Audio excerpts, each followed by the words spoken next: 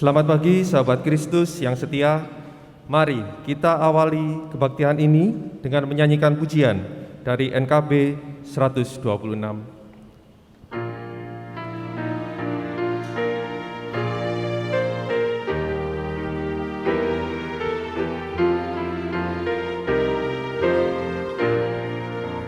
Tuhan memanggilmu, hai dengarlah, apapun yang terbaik Dia berikanmu, dan jangan kau kejar hormat semu. Muliakan saja Yesus Tuhanmu, tiap karya diberkatinya, namun yang terbaik dimintanya. Walaupun tak besar talentamu, beri yang terbaik kepada Tuhanmu.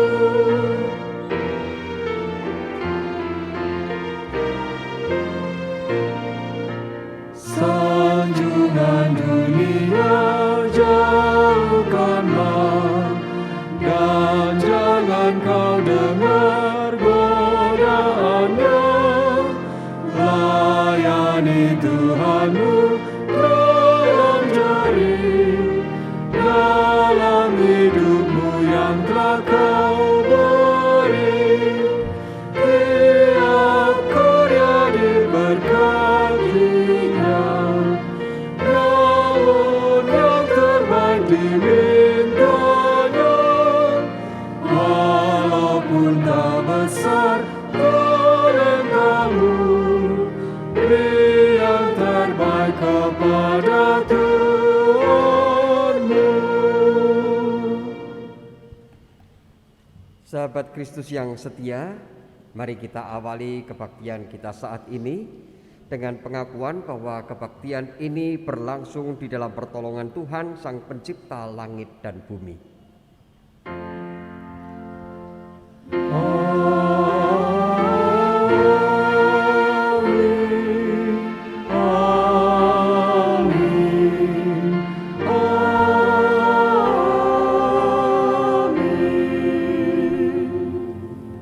Tuhan beserta sahabat semua.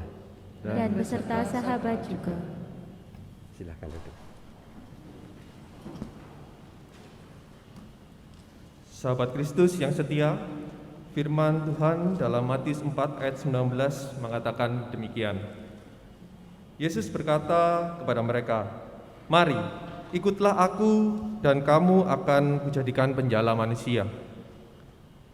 Sahabat, sama seperti murid-murid pertama yang diajak Tuhan Yesus untuk menjadi penjala manusia, kita pun diajak Tuhan Yesus untuk menjadi penjala manusia. Apakah kita siap menerima panggilan ini? Mari bersama kita berdoa. Bapa yang Maha Kasih, Tuhan memanggil kami untuk menjadi duta Injil di dunia ini. Namun, kami mengakui tak jarang kami enggan memberitakan kabar baik, terutama saat kami mengalami tantangan dan kesulitan. Kami merasa lemah, sendiri, takut, dan khawatir. Suara kebenaran menjadi perlahan melemah dan bahkan hilang dalam diri kami. Kami lebih memilih untuk diam, hanya melihat dan mendengar, dan tidak mau berkata-kata menyampaikan kebenaran firman-Mu. Ampuni kami Tuhan, ajarlah kami melalui firman-Mu untuk siap menjadi duta Kristus dengan menyampaikan Injil kepada sesama. Dalam nama Tuhan Yesus kami berdoa. Amin.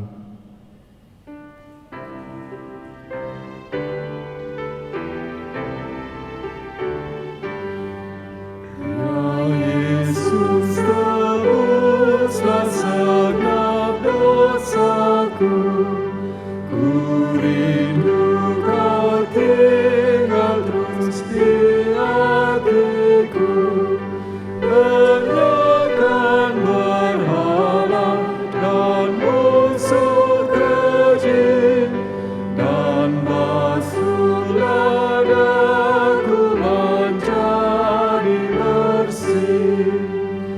Hatiku kan bersejuk bersih, karena darah-Mu membasuhku bersih.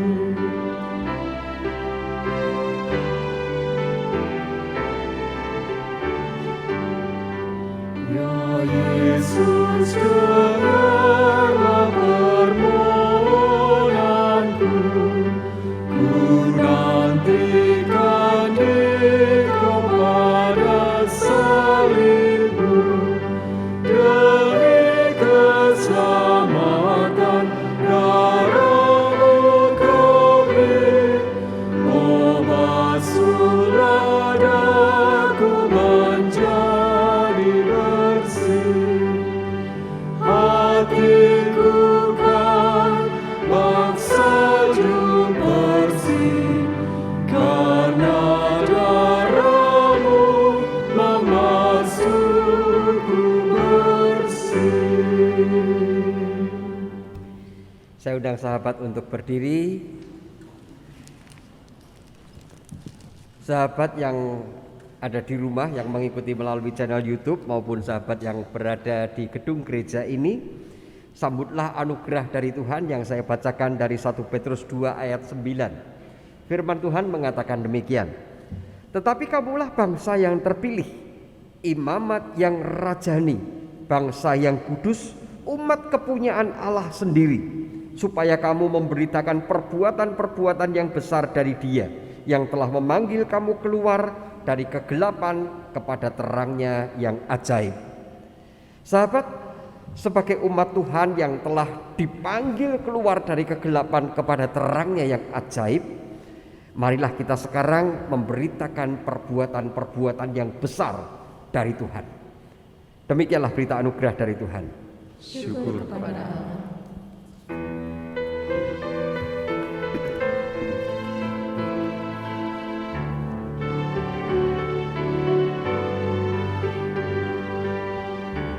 Nama Yesus termulia di atas segala nama, agar di dalam nama-Nya semuanya menyembah, yang di bumi dan di surga teguk lutut memuliakan. Segala lidah pun berkata, Yesus Kristus itu Tuhan. Terpuji namanya, terpuji namanya. Sembah dan pujilah Raja alam semesta, yang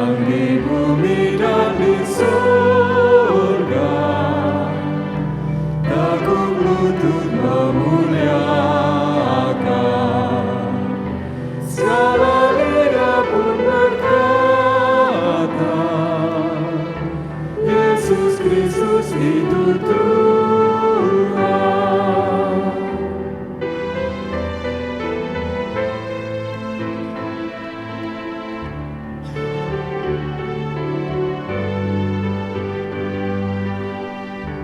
Masih banyak manusia yang tak mengenal nama-Mu. Suruh hamba yang setia kerja dan bertekun. Tuhan, pakailah diriku menyebarkan keselamatan, kata dan perbuatanku mencerminkan firman Tuhan. Terpuji namanya, terpuji namanya. Ku puji, ku sembah Raja alam semesta. Tuhan, pakailah diriku menyebarkan keselamatan, kata dan perbuatanku mencerminkan firman Tuhan.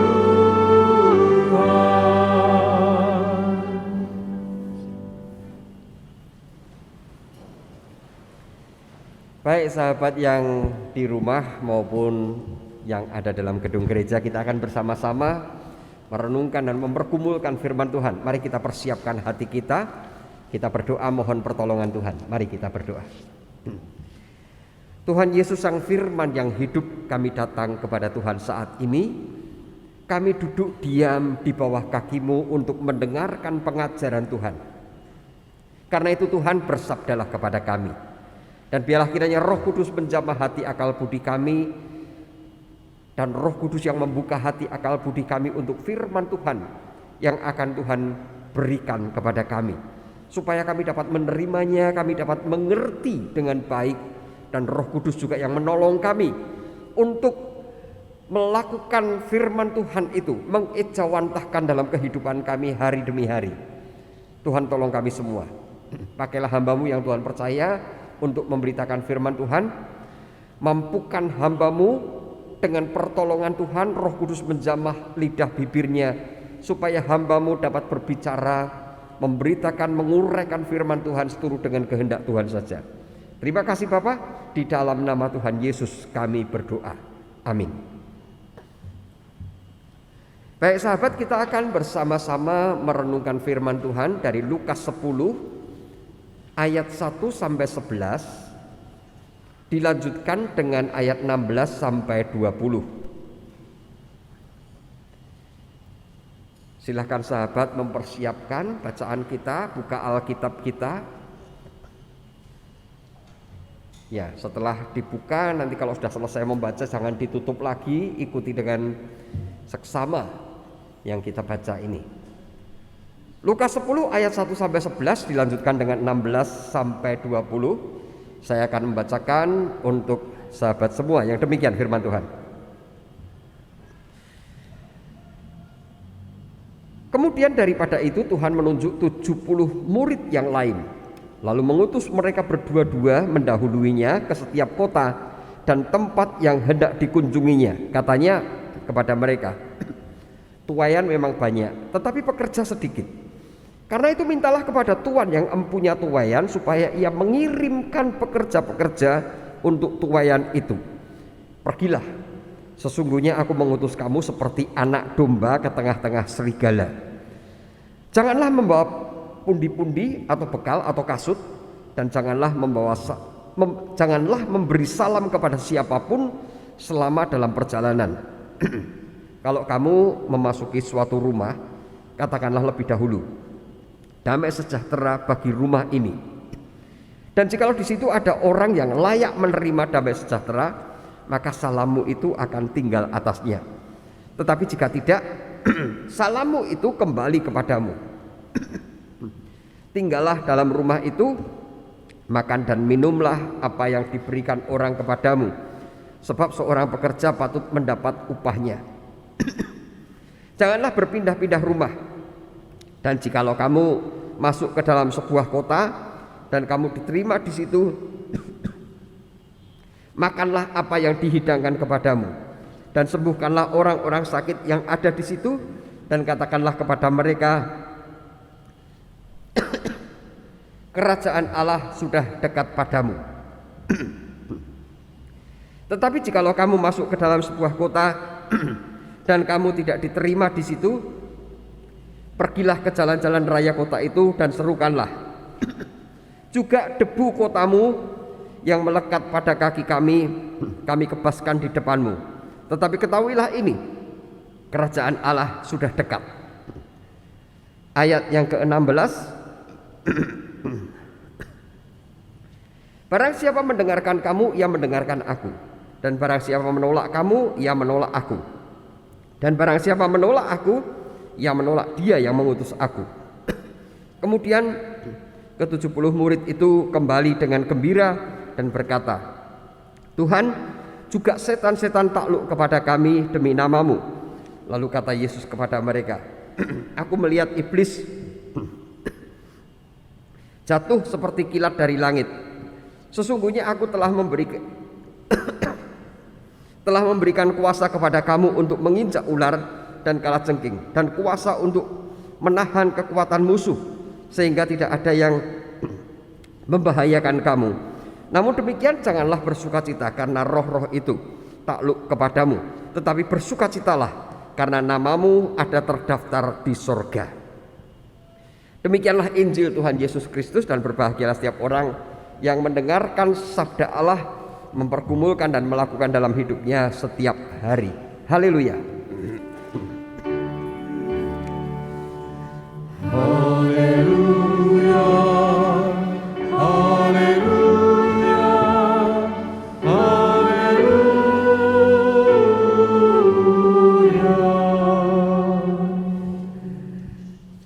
Ya baik, sahabat semua, saya minta maaf, ini saya sedang flu, batuk, jadi batuk-batuk.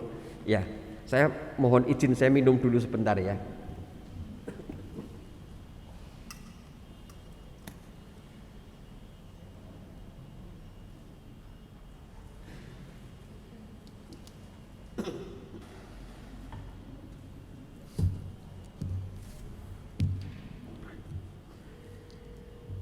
Baik sahabat Kristus yang setia,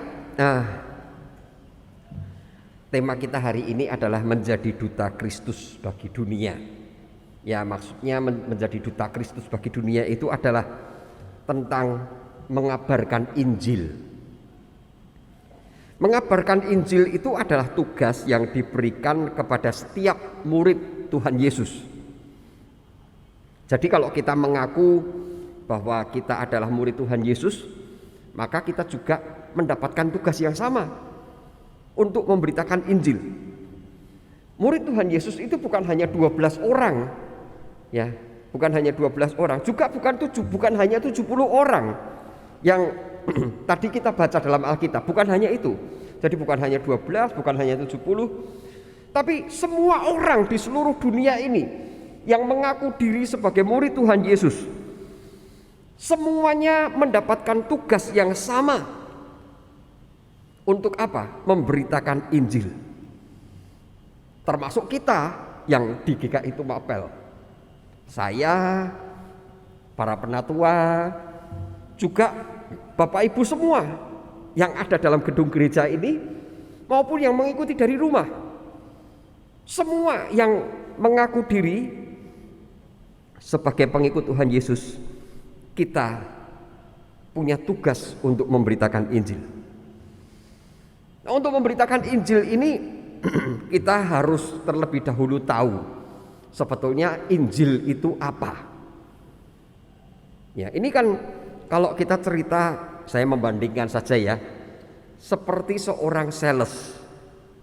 Nah, sales itu ini sebetulnya contohnya tidak persis sama ya, tidak persis sama, tapi ya ada sedikit kemiripan ya. Misalnya seorang sales, saya ambil contoh misalnya sales televisi misalnya ya. Terus saya mau jual televisi kepada Bapak Ibu. Ketika saya jual kepada Bapak Ibu, apakah saya hanya mengatakan mari Bapak Ibu belilah televisi ini? Kenapa saya harus beli televisi ini? Saya harus menjelaskan ya, karena televisi ini gambarnya bagus, warnanya terang, dan ini sangat mudah dioperasikan. Nonton ini sangat gampang sekali dengan televisi yang model keluaran terbaru. Kita bisa menjelaskan semua tentang produk yang akan kita jual ini ya. Nah, itulah seorang sales kalau mau menjual. Ya tidak sama persis kalau kita mau memberitakan Injil, juga sama seperti ini. Ketika kita mau mengajak teman kita, ayo ke gereja ya, ayo ikut Tuhan Yesus. Lalu dia tanya kepada kita, kenapa saya harus ikut Tuhan Yesus? Kenapa saya harus ke gereja? Jawaban kita bagaimana? Kira-kira? Bukankah kita harus menjelaskan ya, karena Injil itu adalah, dan selanjutnya ya, tolong slide saya ya, kita harus menjelaskan Injil itu apa? Injil itu kabar baik. Kabar baiknya apa? Nah, ini yang harus kita jelaskan kepada mereka. Sebetulnya penjelasannya tidak cukup hanya dengan satu kalimat ini ya, dengan kalimat yang saya tulis di dalam layar ini. Tapi setidaknya kita mau menjelaskan Injil itu kabar baik. Kabar baik apa?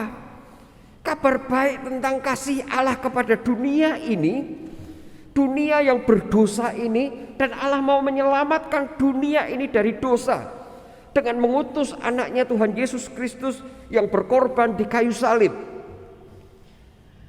Nah, itu kita harus bisa menjelaskan kepada mereka supaya mereka percaya, supaya mereka mantap, supaya mereka mau menjadi pengikut Tuhan Yesus, mereka mengenal Injil dan mereka menerima kabar baik itu. Kalau kita tidak tahu tentang Injil itu apa, kemudian bagaimana kita bisa mengabarkan Injil? Maka yang pertama kita memang harus tahu Injil itu apa. Pelajari Injil itu apa. Ya, Injil itu adalah kabar baik dan kemudian kita menghayatinya dengan baik. Ya, kita harus tahu itu karena apa? Karena ini berhubungan dengan nasihat-nasihat Tuhan Yesus. Ketika Tuhan Yesus mengutus murid-muridnya, baik yang ke-12 murid yang ada di Lukas 9 ayat 1 sampai 6 maupun yang ada di dalam Lukas 10 ayat 1 sampai 20 yang tadi kita baca. Ya, yang tadi kita baca. Ya. Ada pesan-pesan yang diberikan Tuhan Yesus ketika kita mau memberitakan Injil. Selain kita memahami, selain kita menghayati, ada pesan-pesan yang diberikan Tuhan Yesus bagaimana kita harus memberitakan Injil. Pesannya apa saja? Ya, ada cukup banyak. Ya, kita akan coba lihat satu persatu ya. Pesannya apa Tuhan Yesus?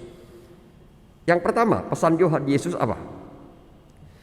Kita harus pergi berdua-dua. Nah, itu tadi dalam bacaan kita ada di sana ya. Kita harus pergi berdua-dua. Mengapa harus pergi berdua-dua?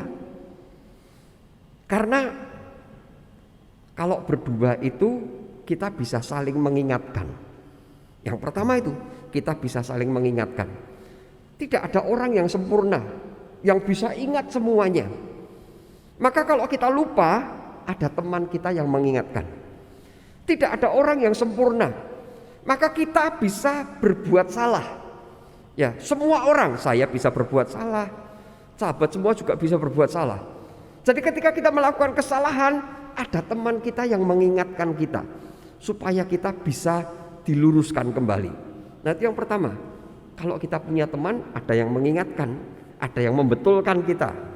Yang kedua, kita bisa saling menguatkan. Ya, karena tidak ada orang yang sangat kuat. Tidak ada. Pasti ada kelemahannya. Misalnya saja, ketika memberitakan Injil kemudian ditolak. Bukan hanya ditolak, tapi terus dimusuhi. Ada loh yang memberitakan Injil dimusuhi, dilempari batu dan sebagainya. Nah kalau sudah mengalami seperti itu mungkin orang bisa, aduh buat apa saya memberitakan Injil. Lalu kita menjadi lemah, lalu kita menjadi kecewa. Kalau kita punya teman, teman kita itu bisa menguatkan kita. Ayo semangat lagi, ayo kita tetap memberitakan Injil. Ini perintah Tuhan Yesus. Wah, kita diberi semangat. Nah kita bisa saling memberi semangat, saling menguatkan. Kalau kita punya teman, kita juga bisa saling menjaga, saling menolong. Ya, kan tidak ada orang yang sehat terus ya. Kadang-kadang bisa sakit. Kalau misalnya sakit, oh ada teman yang menolong kita. Ya, merawat kita, menjaga kita. Ya itu gunanya ada teman. Ya, gunanya ada teman bersama-sama kita. Itulah sebabnya Tuhan Yesus mengatakan supaya kita pergi berdua-dua. Jangan sendirian, pergi berdua-dua. Jadi pemberitaan Injil, pelayanan pemberitaan Injil ini harus dengan sebuah teamwork. Ya, teamwork.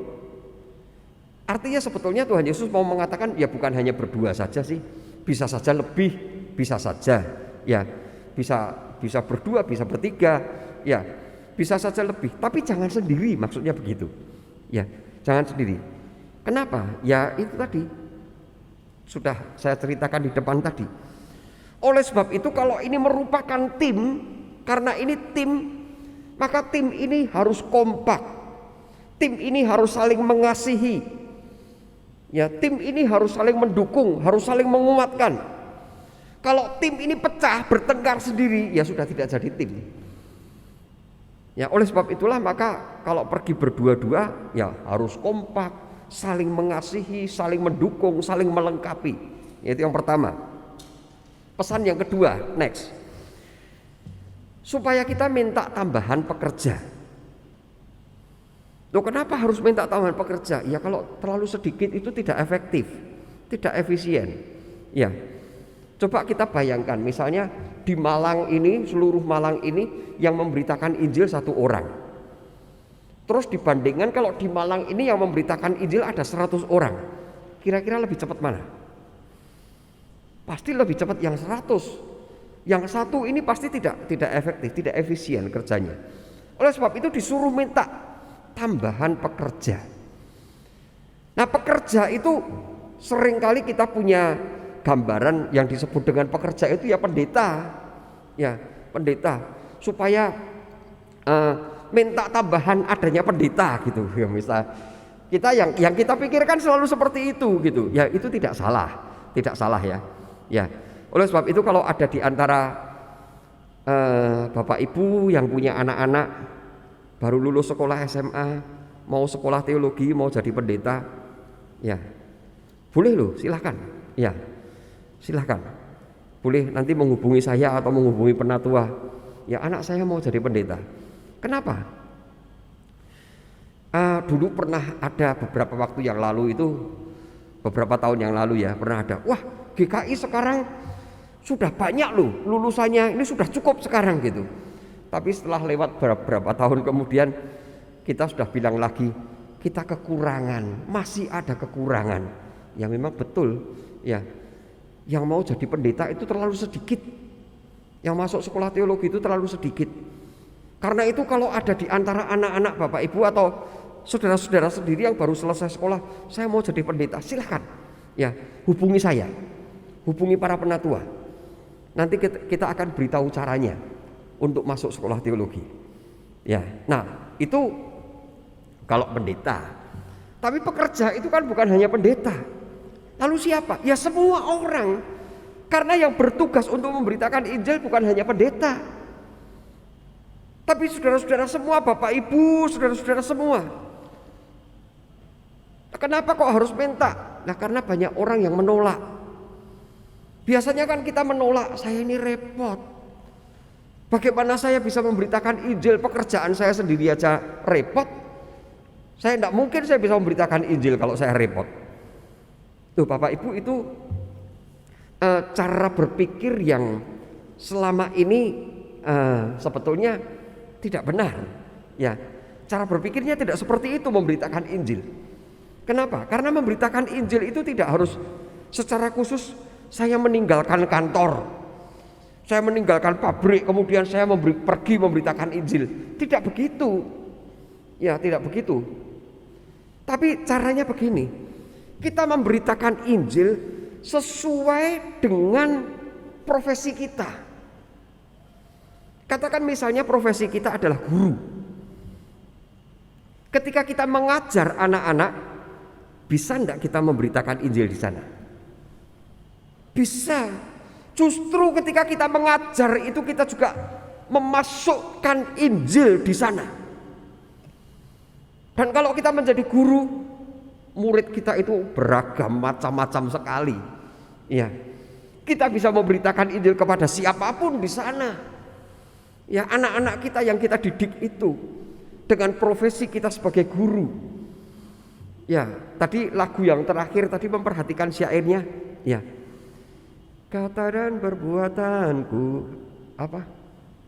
memuliakan, memberitakan firman Tuhan gitu ya. Saya kurang ingat. Ya, tapi dari kata dan perbuatan kita memberitakan firman Tuhan. Nah, profesi kita kalau kita sebagai guru, kita berbicara banyak sekali kepada murid-murid kita. Dan kepada murid-murid kita itu kita bisa mengajarkan firman Tuhan melalui kata dan perbuatan kita. Atau mungkin bukan guru, mungkin sebagai pengusaha. Kalau kita punya toko misalnya, loh saya ini kan punya toko, bagaimana saya bisa memberitakan Injil? Memberitakan Injil melalui toko kita. Bisa enggak? Bisa. Karena yang datang beli ke toko kita itu orangnya macam-macam. Betul ya? Ya. Kalau orang yang datang mau beli itu apa tanya gitu, Bapak Ibu agamanya apa gitu enggak? Tanya enggak? Enggak tanya. Kalau ada pembeli, apakah Bapak Ibu yang punya toko ini tanya, mau belanja sini, Bapak Ibu agamanya apa? Tanya enggak? Enggak tanya. Kita tidak perlu tanya siapa mereka agamanya apa. Tapi melalui kata dan perbuatan kita memberikan pelayanan yang terbaik dari yang kita lakukan melalui profesi kita sebagai pedagang. Lakukan itu untuk memberitakan Injil. Atau mungkin profesi kita dokter. Wah, dokter lagi. Wah, dokter itu menemui pasien banyak sekali. Dan pasien juga tidak pernah bertanya, dokternya agamanya apa ya, tidak pernah bertanya. Ya, kita bisa memberitakan Injil melalui perlakuan kita kepada para pasien itu. Ya, kalau orang sampai mendengar, oh itu loh, kalau sama dokter Ira, oh itu, ya, orang sudah berbeda melihatnya. Ya, bagaimana kita memperlakukan para pasien? Di sanalah kita bisa memberitakan Injil. Dan mereka itulah pekerja untuk memberitakan Injil. Jadi jangan beralasan profesi saya apa, karena profesi apapun yang kita punya, kita bisa memberitakan Injil melalui profesi itu. Jadi kalau mintalah tambahan pekerja, ya kitalah pekerjanya. Kitalah pekerjanya. Nah, itu yang kedua. Yang ketiga itu adalah seperti domba di tengah serigala. Apa artinya? Ya, ayat 3 next mengatakan begini, ayat 3. Tuhan Yesus mengatakan, pergilah, sesungguhnya aku mengutus kamu seperti domba di tengah-tengah serigala. Nah, ini ayat ini punya dua pengertian. Ya, pengertian yang pertama begini. Domba di tengah serigala itu artinya kita diutus ke tempat yang berbahaya. Coba bayangkan kalau anak domba masuk ke kelompok serigala, apa jadinya? Ya dimakan pasti ya. Betul enggak? Dimakan. Wah, ini Wah, ada stek domba datang ini. Langsung disikat ini sama serigalanya. Ya, artinya apa? Artinya berbahaya. Nah, kalau kita diutus untuk masuk ke tempat yang berbahaya, bagaimana? Ya, jadilah anak domba yang pandai. Jadilah anak domba yang pintar, tapi jangan hanya sekedar pintar. Pintar tapi juga cerdik. Cerdik itu artinya apa? Cerdik itu artinya banyak akalnya. Ya, banyak akalnya. Jangan hanya pintar. Pintar tapi juga cerdik. Seperti nasihat Tuhan Yesus, cerdik seperti ular, tulus seperti merpati. Wah, ini sebetulnya mengingatkan saya dengan cerita tentang si kancil. Wah, si kancil itu kan cerita yang sangat menarik ya. Ya, si kancil itu sangat cerdik, dia melawan apa saja bisa. Ya, selalu menang gitu. Tapi kali ini ular, supaya kita cerdik seperti ular. Ya, kita cerdik, bukan hanya pintar. Dan dengan kecerdikan kita itu, kita sudah pintar, cerdik. Dengan kecerdikan kita itu, kita bisa membawa serigala itu yang seharusnya memangsa kita. Ketika kita membawa Injil kepada mereka, mereka bertobat. Karena apa? Karena kecerdikan kita. Maka jangan hanya jadi pintar, tapi jadilah juga cerdik. Tapi juga memiliki ketulusan hati. Ya, itu pengertian yang pertama. Di tempat berbahaya, tapi kita harus cerdik supaya kita bisa menaklukkan serigala itu untuk percaya kepada Tuhan Yesus, bertobat. Yang kedua apa? Yang kedua begini. Profesor Yuas Adi Prasetya pernah menafsirkan ayat ini dalam khotbahnya, sangat menarik menurut saya. Nah, bagaimanakah sikap kita sebagai anak domba ketika kita diutus untuk masuk ke kelompok serigala? Bagaimana sikap kita? Apakah kita tetap menjadi anak domba? Atau ketika kita masuk ke kelompok serigala itu kemudian kita berubah ikut menjadi serigala? Gimana? Karena ini menyeramkan ini. Ya, serigalanya menyeramkan. Saya lebih baik ikut jadi serigala supaya saya tidak dimangsa mereka. Nah, bagaimana sikap kita? Seharusnya sikapnya adalah kita harus tetap menjadi anak domba yang bisa mengubah serigala itu. Tapi ada sebuah cerita begini. Ketika selesai mengikuti KKR, ya, saya semangat sekali. Lalu saya ingin memberitakan Injil karena KKR itu. Saya pergi ke sebuah night club, ya, di klub malam itu, di night club itu kan banyak orang-orang minum, mabuk dan sebagainya gitu ya. Ya, saya datang ke situ, lalu ada sekelompok orang yang lagi minum-minum gitu.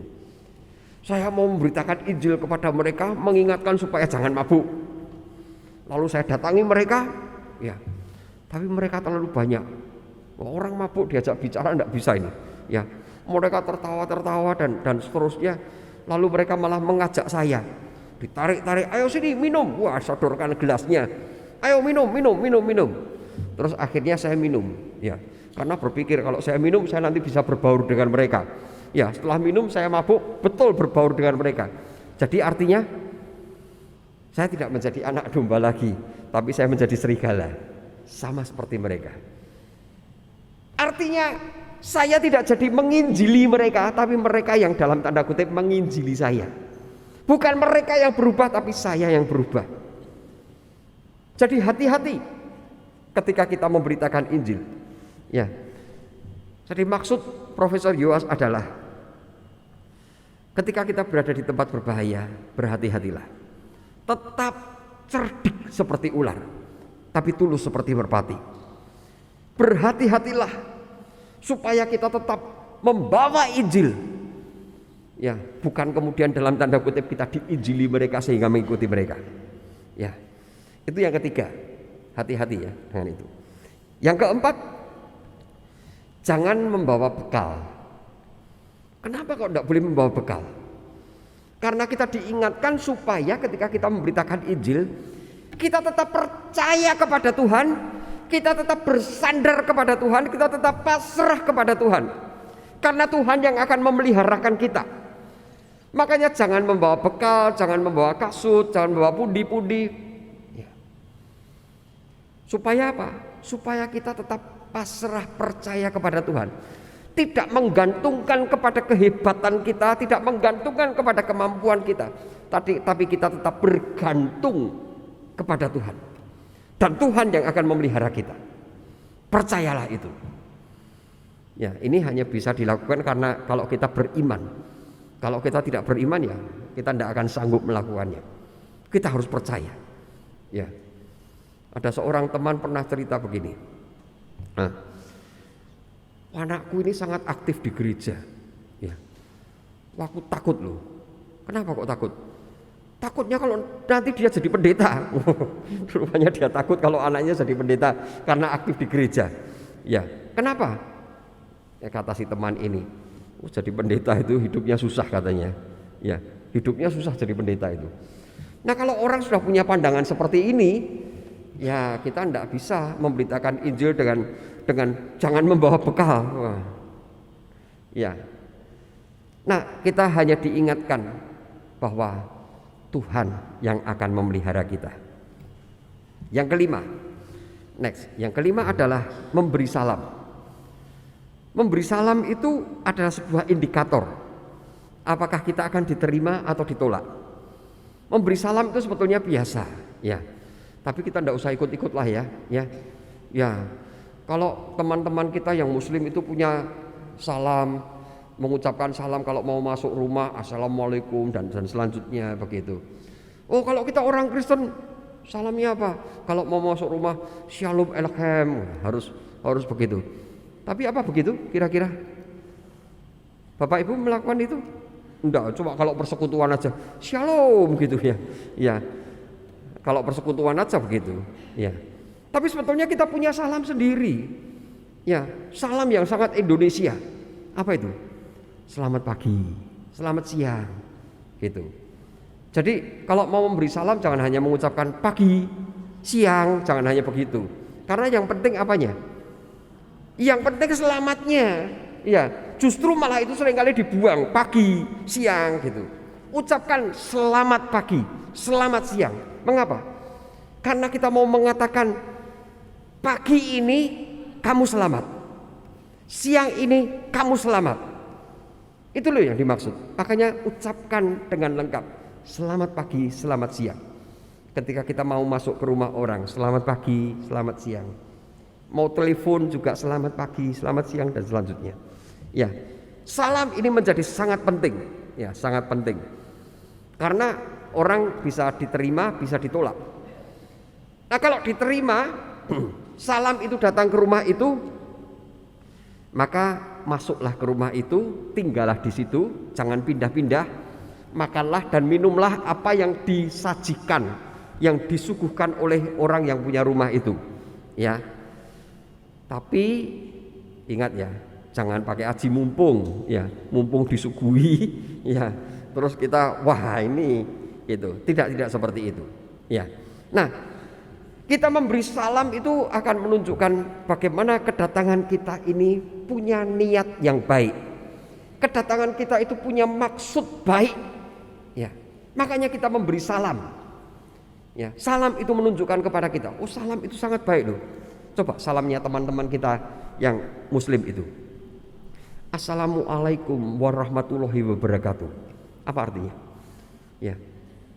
Salam sejahtera bagimu semua. Ya. Semoga rahmat Allah besertamu. Bagus ya. Bagus sekali loh salamnya itu. Itu datang dengan niat yang baik. Shalom elechem. Ya, damai sejahtera bagi kamu semua. Bagus sekali. Makanya itu menunjukkan bagaimana maksud kedatangan kita itu. Bahwa kita datang dengan maksud yang sangat baik, dengan ketulusan hati. Makanya kalau misalnya kita ditolak bagaimana? Ya, Tuhan Yesus mengatakan begini, ayat yang ke-16. Ya, next, ayat 16 itu mengatakan begini. Barang siapa mendengarkan kamu, ia mendengarkan aku. Dan barang siapa menolak kamu, ia menolak aku. Barang siapa menolak aku, ia menolak dia yang mengutus aku. Artinya apa? Sebetulnya kalau kita datang membawa Injil dengan maksud yang baik, memberikan salam damai sejahtera bagi rumah ini, selamat pagi, selamat siang, sudah datang dengan maksud baik kemudian ditolak, sebenarnya yang ditolak siapa? Bukan diri kita, tapi yang ditolak siapa? Tuhan. Ya, yang ditolak Tuhan. Jadi yang punya rumah itu menolak Tuhan datang di rumahnya. Berkat atau bukan? Wah, dia melepas berkatnya, dia membuang berkatnya sebetulnya. Jadi kalau ada orang yang datang ke rumah kita dengan niat yang baik, membawa kabar baik, terimalah. Karena ketika kita datang membawa kabar baik ke rumah itu, kita sedang menerima Tuhan di rumah kita. Dan itu artinya ada berkat yang luar biasa karena Tuhan datang di rumah kita. Bayangkan, Tuhan loh yang datang ke rumah kita, sekalipun melalui utusannya. Jadi berilah salam, karena itu menunjukkan itikat baik kita. Ya. Nah, itu yang kelima. Yang keenam, sikap yang benar kalau ditolak. Nah, tadi kan kita sudah cerita, sudah memberi salam, tapi bisa ditolak, bisa saja ditolak. Nah, kalau kita ditolak bagaimana? Kalau ditolak apa kemudian kita akan marah? Kalau ditolak apa kita kemudian ngajak bertengkar? Kurang ajar kamu yang nolak saya gitu. Ya. Kamu nolak saya, kamu masuk neraka nanti. Ini sama seperti kamu menolak Tuhan, kamu nanti masuk neraka. Loh, kok malah gitu? Ya. Ya, kalau ditolak bagaimana seharusnya sikapnya? Tuhan Yesus mengajarkan kepada kita ayat 11. Ya, next, ayat 11 mengatakan begini. Juga debu kotamu yang melekat pada kaki kami kebaskan di depanmu. Tetapi ketahuilah ini, kerajaan Allah sudah dekat. Kalau kita diterima, masuklah, bawalah Injil, bawalah kabar baik. Tapi kalau kita ditolak, pergilah dengan damai sejahtera. Tidak usah marah. Artinya apa? 3 kata ini saja. Ketika kita membawa Injil dan ditolak, itu artinya ya kita tidak boleh memaksa. Jangan memaksa orang. Ya, tidak boleh memaksa, biar saja. Ya, artinya memang bisa saja orang menolak Injil, orang menolak kabar baik yang kita bawa. Ya, kenapa kita tidak boleh marah? Kenapa kita tidak boleh mengutuki orang itu, mengajak bertengkar? Kenapa?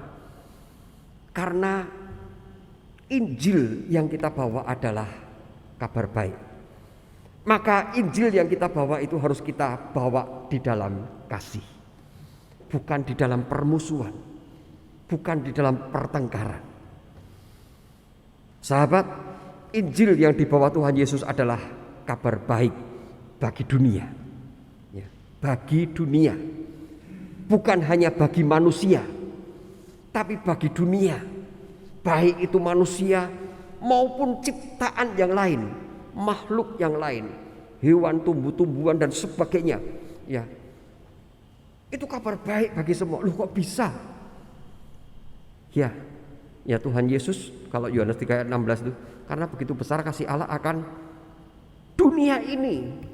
Ya, bukan disempitkan karena kasih Allah kepada orang Kristen, tidak, kepada dunia ini.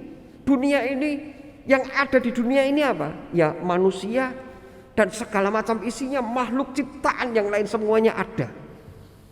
Dan Injil itu adalah kabar baik untuk semuanya. Nah, apa artinya? Wah, saya tidak bisa menjelaskan di sini. Ya, kalau mau nanti kita jelaskan di PA ya, di dalam PA. Kalau dalam PA mungkin kita bisa bicara panjang lebar dan bisa berdiskusi banyak. Ya, jadi artinya Injil itu dibawa untuk apa?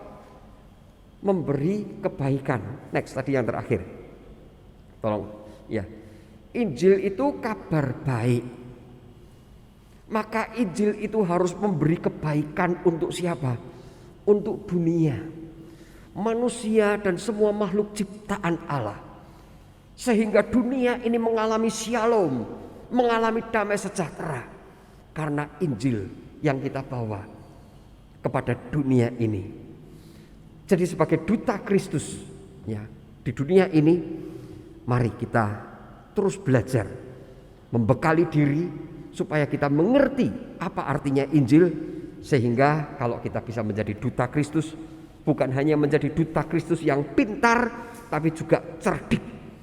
Bukan hanya menjadi duta Kristus yang cerdik tapi juga menjadi duta Kristus yang berani. Bukan hanya berani tetapi menjadi duta Kristus yang setia. Selamat berkarya. Tuhan berkati kita semua. Amin.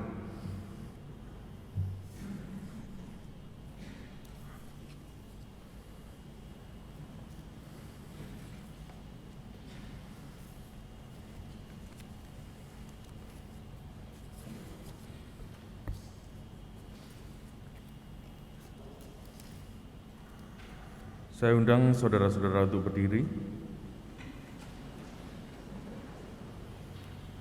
Bersama gereja di segala abad dan tempat, dengan mengingat akan baptisan kita, marilah kita mengikrarkan pengakuan iman kita menurut pengakuan iman rasuli. Hendaklah masing-masing mengucapkan demikian.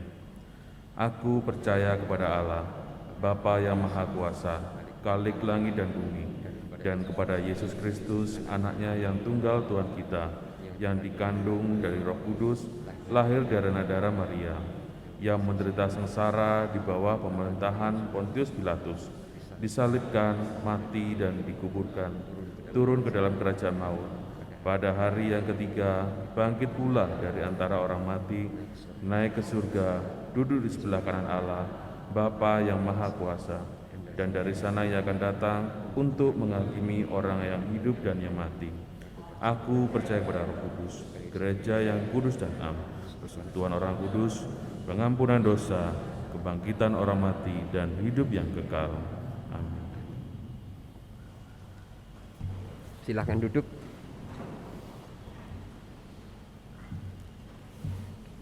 Mari kita satu hati menaikkan doa syafaat. Mari kita berdoa.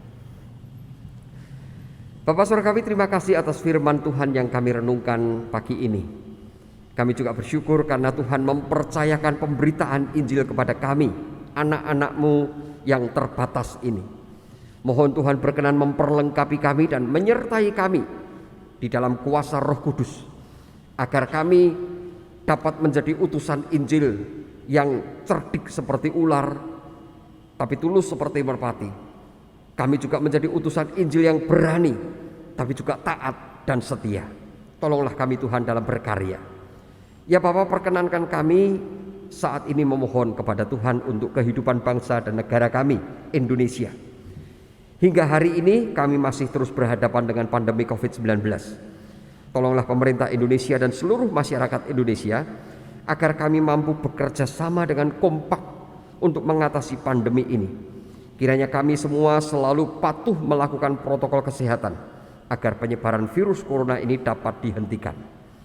Ya Tuhan, tolonglah para pimpinan bangsa kami dari pusat hingga ke daerah agar dapat menjalankan roda pemerintahan dengan bijaksana. Mampukanlah para pemangku kepentingan di Indonesia, baik itu legislatif, eksekutif maupun yudikatif, agar mereka bisa bekerja sama dengan baik untuk mengatasi berbagai persoalan negeri ini, sehingga kehidupan bangsa Indonesia dan rakyat Indonesia boleh mengalami kehidupan yang rukun, tenteram, adil, dan damai sejahtera. Ya Tuhan, berkatilah gereja-gereja Tuhan dimanapun Tuhan menempatkan. Kiranya Tuhan memakai seluruh gereja Tuhan untuk mewujudkan misi Allah. Dan biarlah kiranya setiap gereja Tuhan dimanapun memiliki kesehatian, sehingga kehadiran gereja Tuhan dimanapun Tuhan tempatkan dapat menjadi berkat bagi seluruh umat manusia. Ya Tuhan, pakailah GKI Tumapel agar dapat berkarya menghadirkan shalom bagi kota Malang. Kiranya GKI Tumapel bisa terus berkarya, sehingga seluruh umat-Mu bersatu untuk berkarya bagi Tuhan melalui pelayanan, persekutuan, kesaksian di kota Malang ini ya Bapak. Tuhan tolong berkati kami. Mohon Tuhan berkati umat-Mu yang sedang sakit, yang lanjut usia, dan yang sedang bergumul dengan berbagai masalah hidup mereka. Mungkin saat ini mereka sedang bergumul dengan masalah keluarga, masalah pekerjaan, masalah studi, atau masalah-masalah pribadi yang lain. Kiranya Tuhan berkenan memberikan jalan keluar bagi sahabat-sahabat kami semua, sehingga sahabat-sahabat kami bisa menyelesaikan masalah-masalah mereka dengan baik. Mohon Tuhan berikan kesembuhan bagi sahabat-sahabat kami yang sakit, dan Tuhan berikan kesehatan bagi sahabat-sahabat kami yang lanjut usia, agar mereka tetap bisa menjalani hidup mereka dengan penuh sukacita dan bersemangat untuk melayani Tuhan. Ya Bapak, pagi ini kami mendapatkan berita duka karena salah seorang sahabat kami Tuhan panggil pulang ke rumah Bapa di sorga, Ibu Puspa Dewi. Tuhan, biarlah kiranya Tuhan berkenan menguatkan keluarga, menghiburkan keluarga di dalam duka cita mereka. Tuhan tolong supaya anggota keluarga yang berada di luar negeri semuanya boleh segera kembali ke Malang dan bisa menjalani masa-masa duka ini untuk mendampingi almarhumah.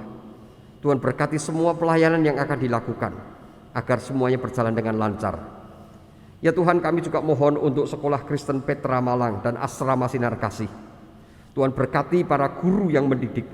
Tuhan berkati semua anak didik supaya mereka bisa mempersiapkan masa depan mereka. Kiranya Tuhan juga menolong seluruh siswa dan semua proses pendidikan yang mereka jalani, sehingga mereka bisa berhasil dengan baik. Ya Tuhan, kami juga menyerahkan Asrama Sinar Kasih. Kiranya melalui asrama ini banyak anak dibantu dalam proses pendidikan mereka. Akhirnya kami serahkan seluruh perjalanan hidup kami seminggu ke depan. Mohon Tuhan memberkati kami semua dengan kesehatan yang baik, kebahagiaan dalam keluarga kami, kelancaran dalam setiap usaha kami, kelancaran dalam pendidikan yang dijalani anak-anak-Mu, dan Tuhan memeliharakan kami dengan kecukupan rezeki. Berikanlah kepada kami semangat dalam kami melayani Tuhan. Terima kasih Tuhan, inilah doa kami yang kami mohon di dalam nama Tuhan Yesus. Amin.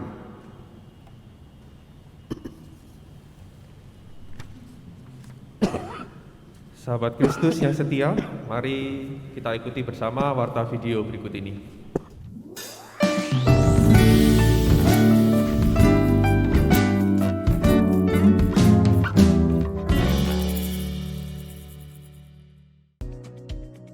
Sahabat Kristus, sejak 2021, investasi saham, reksadana, dan cryptocurrency menjadi sangat populer. Tak terkecuali, anak muda hingga orang tua dapat ikut bergabung dalam investasi tersebut.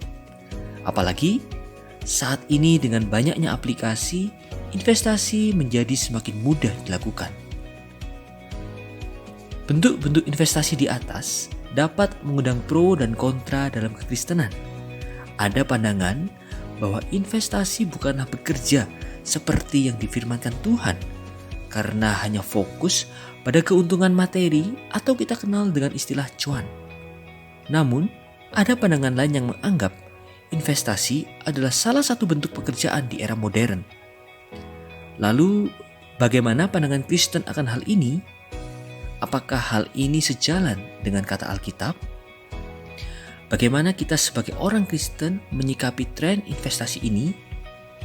Mari bersama belajar dalam webinar yang diadakan Dewasa Muda GKI Tumapel Malang berjudul Cuanisasi, Investasi di Mata Iman Kristen bersama Pendeta Profesor Yahya Wijaya PhD dari Universitas Kristen Duta Wacana.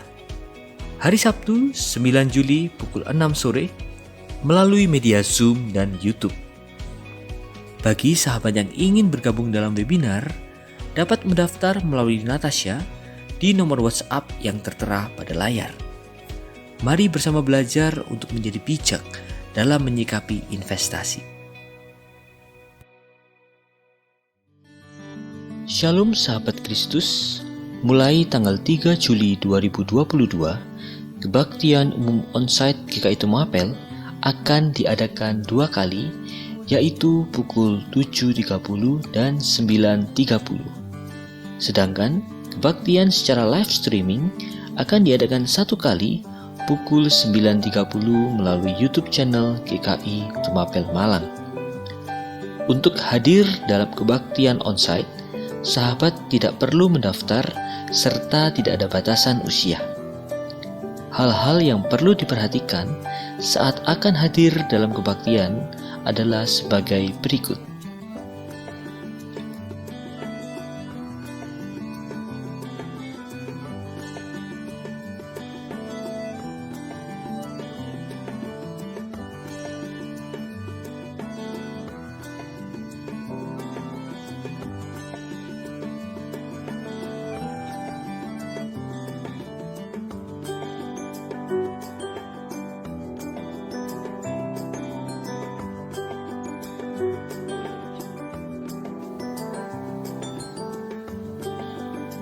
Bagi sobat remaja, kebaktian remaja GKI Tumapel akan diadakan 1 kali pukul 7.30 di Aula Atas Jalan Tumapel 24. Mari berbakti dengan penuh sukacita dan tetap patuh pada protokol kesehatan.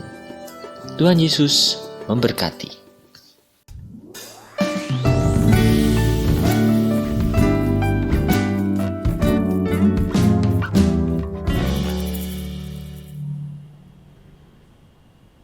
Marilah kita menyatakan syukur kita melalui persembahan. Persembahan dapat dikirimkan melalui transfer ke rekening GKI Tumapel, scan kris, dimasukkan kotak yang tersedia di kantor gereja, atau menghubungi kantor gereja untuk diambil oleh penatua. Dasar dari persembahan diambil dari Roma 12 ayatnya yang pertama. Karena itu, saudara-saudara, demi kemurahan Allah, aku menasihatkan kamu, supaya kamu mempersembahkan tubuhmu sebagai persembahan yang hidup, yang kudus, dan yang berkenan pada Allah. Itu adalah ibadahmu yang sejati.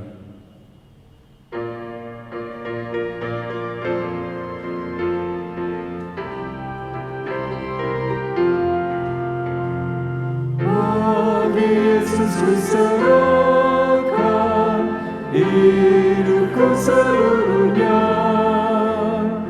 Hati dan perbuatanku pun waktuku miliknya.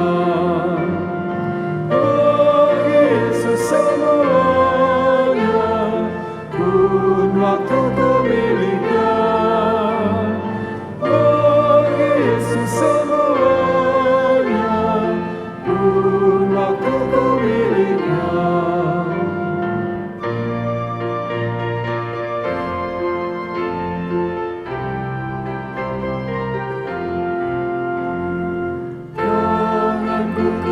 Baginya, kakiku mengikutnya, mataku memandang Yesus yang kupuji Dialah. Bagi Yesus semuanya yang kupuji Dialah. Bagi Yesus semuanya yang kupuji Dialah. Saya undang saudara-saudara untuk berdiri. Mari kita membawa persembahan kita dalam doa. Allah Bapa pemelihara hidup kami, terima kasih atas semua berkat Tuhan dalam hidup kami. Sebagai wujud syukur, kami membawa persembahan kami di hadapan Tuhan. Mohon Tuhan berkenan menerima, menguduskan, dan memakainya untuk pekerjaan Tuhan melalui GKI Tumapel. Berikanlah hikmat pada setiap orang yang Tuhan percaya untuk mengelola persembahan ini. Dalam nama Tuhan Yesus kami berdoa. Amin. Saya undang sahabat untuk berdiri. Kita bersiap-siap untuk kembali ke tempat kita. dan tetaplah bersemangat untuk menjadi pemberita Injil dimanapun Tuhan menempatkan kita. Mari kita nyanyikan pujian penutup kita.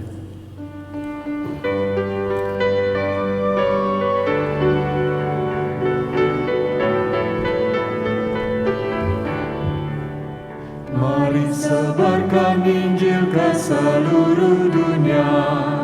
Mari kabarkan nama Yesus Maha Mulia. Besar kasih-Nya bagiku dan bagi kita semua. Dia mati bagi umat manusia. Mari sebarkan, hai mari wartakan, keselamatan oleh Tuhan tiada terperi, dan teruskan serta beritakan, rahmat Ilahi dalam Yesus diberi.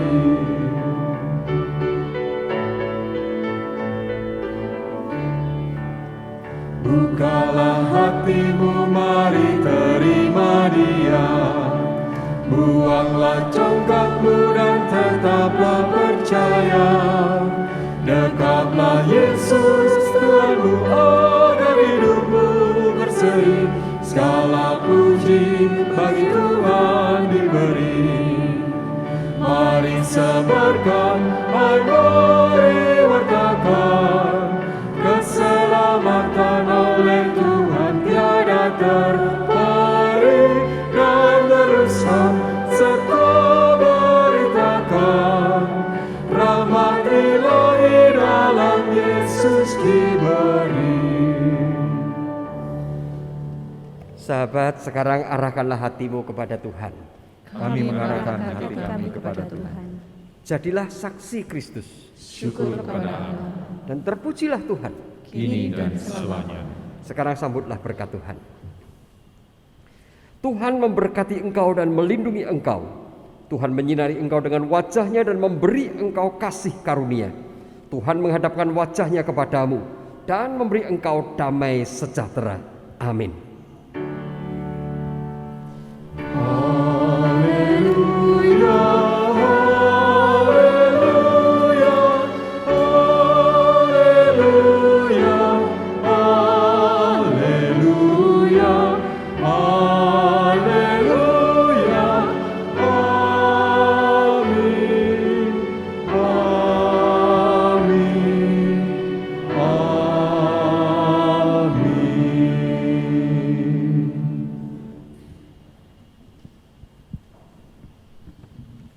Sahabat, kebaktian telah selesai. Sahabat dipersilahkan memberi salam pada pengkhotbah dan penatua yang bertugas.